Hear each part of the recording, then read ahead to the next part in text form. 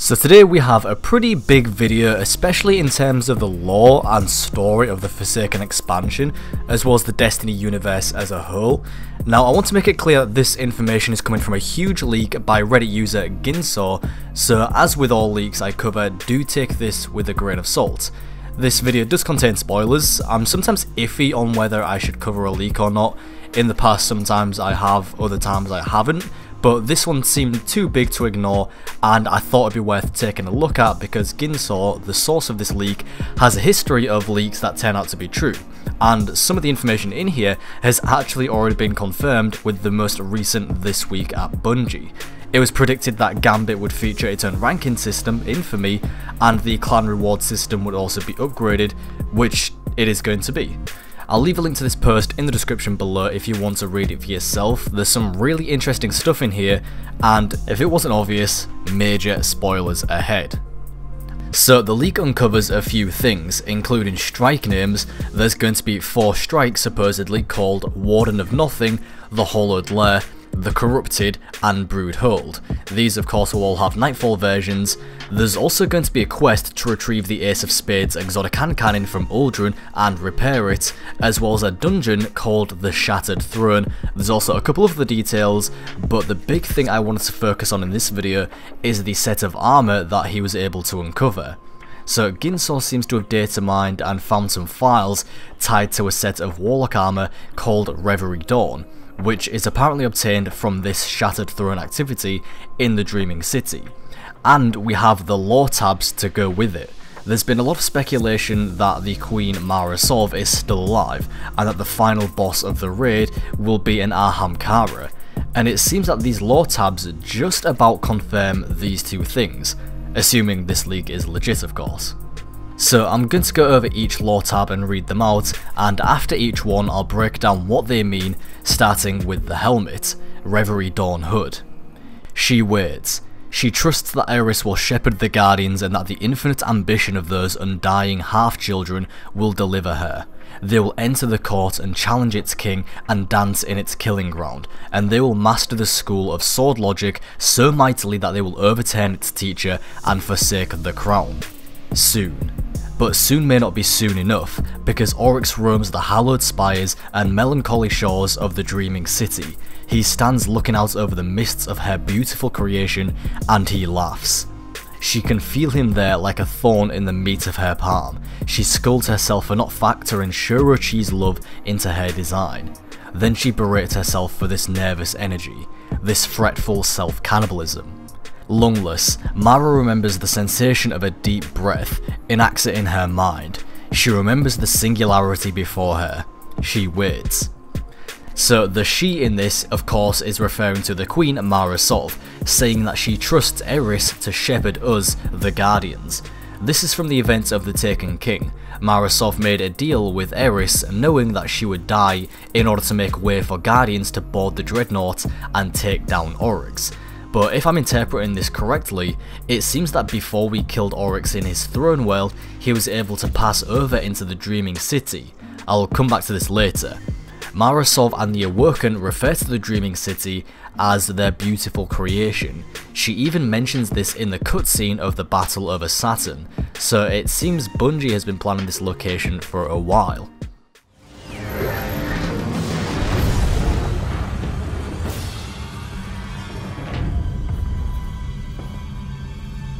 We fought to keep our beautiful creation safe. And now this beast has come, claiming to be king. Mara Sov bows to no one. Lastly, the lore tab for this helmet mentions a name, Shurochi. This is one of the Queen's Tekens. These are the 3 mysterious characters seen behind Mara Sov in that same cutscene. Moving on to the gauntlets for this set, the Reverie Dawn gloves. She travels across the Ascendant's plane. The voyage across the Sea of Screams threatens to erode her edges as no other trial ever has. In Oryx's throne world, she had a semblance of an identity, treasure, spoil of war, defeated queen, repugnant and alien and not me, but she could use these contortions as guideposts to trace her way back to herself. Here in the emptiness between throne worlds, she has nothing but what she can carry. The burden is growing heavier, but she is not alone. He tries to speak to her from a place of high contempt. In doing so, he invites her into his topography. She steps out of the howling and finds her footing upon a plane of swords and madness and all-consuming curiosity. Who are you? This question summons an almost forgotten answer deep within the rapidly solidifying shape of her. I am Mara Sov. Starlight was my mother, and my father was the dark. The thing that was once Toland flees from her darkness/light/shadow/majesty, and she rests within this scrap of a world before resuming her journey through the Howling. So Mara Sov is indeed alive in the Ascendant Plane, but she's lost, travelling from throne world to throne world. She was in Oryx's throne world and is now attempting to find her way back to her own and to reality. On this journey she has met someone we're familiar with, and that is Toland the Shattered. For those who aren't aware, Toland was a warlock and a very important one to the lore of Destiny. Just like how Osiris was obsessed with studying the Vex, he was obsessed with studying the Hive, so much that he may have come close to understanding the true nature of the darkness. It wasn't really known what happened to Toland, but now it seems this confirms that he's still alive, at least in a sense, or lost on the Ascendant Plane. There's even a moment in one of the recent trailers where we see his name in the top right corner of the screen next to the dialogue symbol, so this means that we'll actually be communicating with Toland in Forsaken. The part in that text where it says, a plane of swords and madness and all-consuming curiosity, this refers to Toland being obsessed with the Hive and his thirst for knowledge. Next up, the chest armor Reverie Dawn Tabard. She feels Oryx's true death in both halves of her soul, a full imagined exile before the aftershock reaches its throne world. It crumbles around her like stone, like ash, like veils in a breeze. Erismorn's friends have succeeded. The Guardians have slain a god. She steps through the ruins. In the end, there is nothing. Nothing but Mara Sov and the howling of rampant, untamed logics. Her great and terrible gamble has paid off. The rest is up to her now.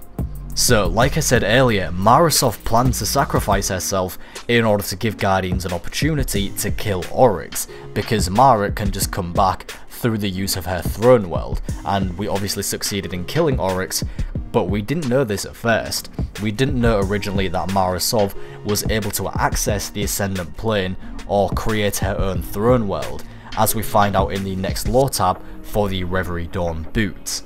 It reads, "Joy wells in her heart when her searching fingers trace the edges of Eleusiniya. She has passed through the desert. She has reached the far side of the chessboard. She is alive, or soon will be. She opens the door and her joy dies on the threshold. Her throne world is desecrated.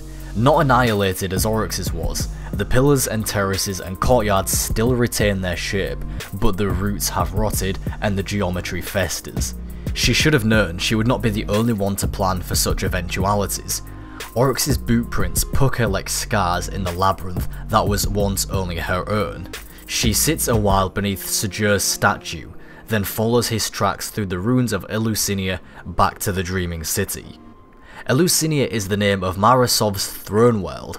Now this kind of changes our previous understanding of throne worlds. It was originally believed that they could only be created by the Hive, but now it seems to be some kind of power that can be learned by anyone, which might be why Toland is in the Ascendant Realm and possibly has his own throne world, but this is just kind of speculation.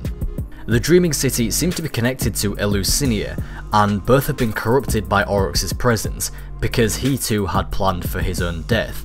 This is why we see the Taken's presence in the trailers. It's in the Dreaming City where we'll find a doorway that takes us into the Ascendant Realm, which I believe will play a part in the raid. I believe the raid could take place in Eleusiniya. Now this also makes me wonder if Oryx somehow knew about the Dreaming City when he first arrived back in the Taken King, but that's not really important right now. On the last line it mentions Sujur's statue, although we're not really sure who Sejur is, though possibly an awoken figure of some importance.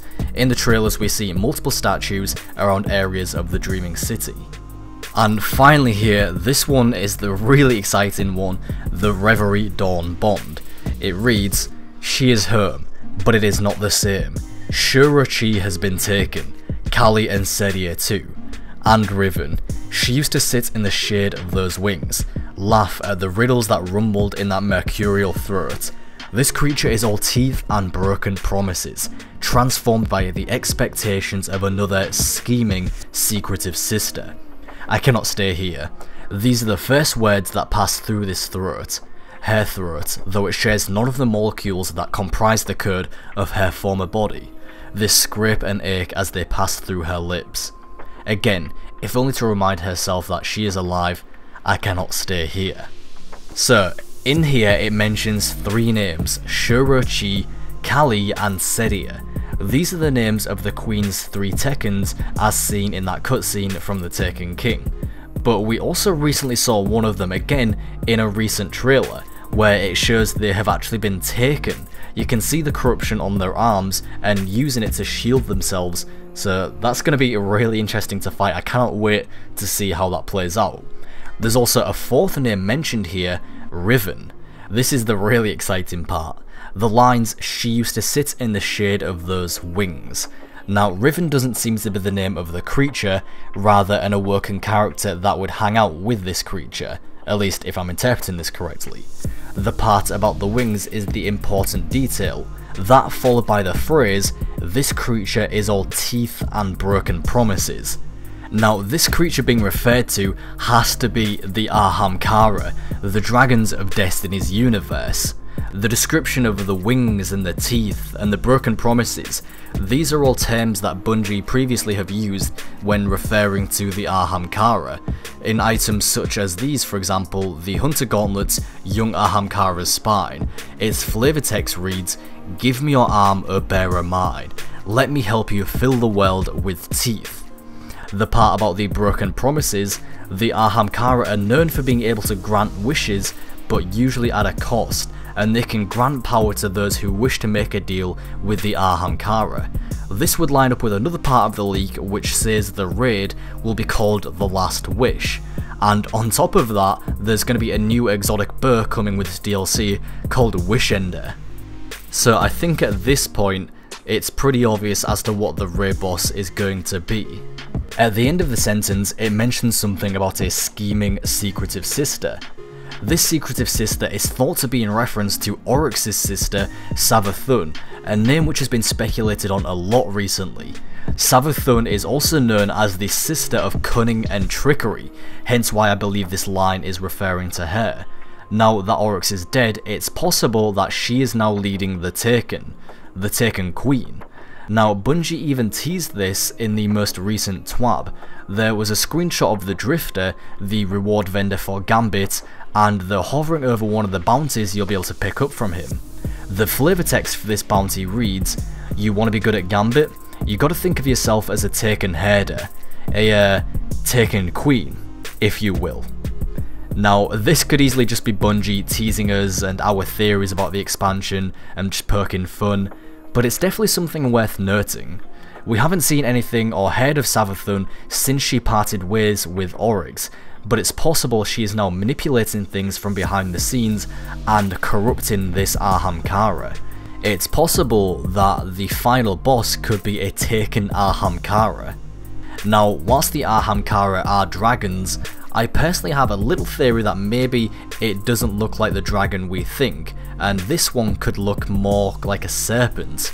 Now, I was able to piece this together from some things I noticed from the trailers, as well as some additional information provided in the comments of this post by the following Reddit users, Arnfden0 and I Have Toes. Nice usernames, by the way. So in the trailer we see a little glimpse of this area in the Dreaming City, and I noticed there are these symbols of snakes or serpents that loop in on themselves, devouring their own tails. Now, according to the leak by Ginsaw, the Ahamkara, the raid boss, is going to be called Dol Inkaru, the Eternal Return. Now, Reddit user Arnfton0 pointed out the eternal return is an ancient belief that the universe and all of existence is in a cycle that repeats over and over throughout all of space and time. In fact, this isn't the first time this idea or belief has been applied to Destiny. This is getting a little bit off topic here, but during the events of the collapse, Rasputin uses the protocol Yuga Sundown. Yuga refers to the belief in Hinduism that there are 4 ages that cycle, starting with the Golden Age. Also, in Norse mythology, they have a similar belief that everything recycles and everything is reborn. It's possible that the collapse caused by the darkness was the final stage of this cycle, and that life would begin again once it had transitioned into the next stage in the cycle. Just something I thought was pretty interesting. The way I explained it was a little bit vague, but you get the general idea. Everything in life is reborn and dies and repeats. But anyway, what does this have to do with the Ahamkara? Well, this belief, the eternal return, is represented by a symbol of an Ouroboros, a snake that eats its own tail. Now, this trailer isn't the only place we see this symbol. It's also used for Gambit. The logo is literally 2 snakes interlinked. So there's a lot of snake iconography going on with this expansion. It's possible that this raid boss could in fact be a serpent or a double-headed serpent with wings. Sounds a little bit crazy, I know, but it's Destiny. Although the symbol of the Ouroboros is sometimes depicted as a dragon as well, so it might not be a serpent, could just be a dragon, but just a theory I wanted to throw out there anyway. Whatever it turns out to be, it's going to be pretty epic, and I cannot wait. If all of this turns out to be true, this honestly might be one of the greatest expansions yet. As always though, it is best to err on the side of caution.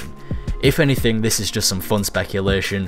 One of my favourite parts about a new expansion leading up to it is speculating on the different possibilities with gameplay and story.